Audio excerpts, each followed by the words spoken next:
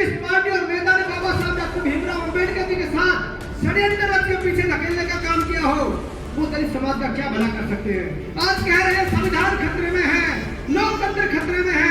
अरे लोकतंत्र खतरे में तो उस दिन था जब लोकतंत्र की हत्या करके 1952 में बाबा साहब को चुनाव हरवा दिया हो।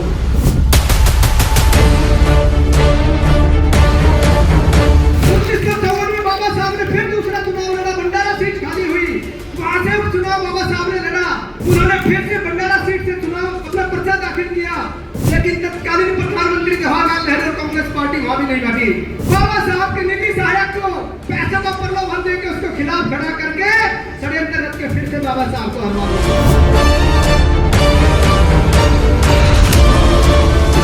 राज करने के बाद भी बाबा साहब को भारतीय जनता कांग्रेस नहीं दे पाई। ये तो किसी की सरकार थी, भारतीय जनता पार्टी की मिलीजुली सरकार थी, तब बाबा साहब को भारत रत्न दिया गया। इससे पहले बाबा साहब को भारत रत्न भी नहीं दिया।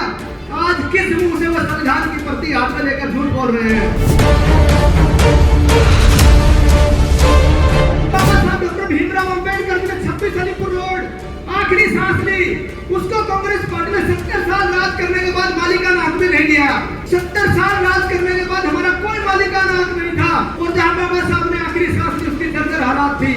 मैं धन्यवाद करना चाहता हूं आप लोगों के माध्यम से देश के यशस्वी प्रधानमंत्री आदरणीय नरेंद्र भाई मोदी जी का, किसने उसको मालिकाना हक भी दिया और हजारों करोड़ रुपए लगाकर आज स्मारक बनाने का काम किया। इसमें लाखों की तादाद में दलित जाकर वहां बाबा साहब के दर्शन करते हैं।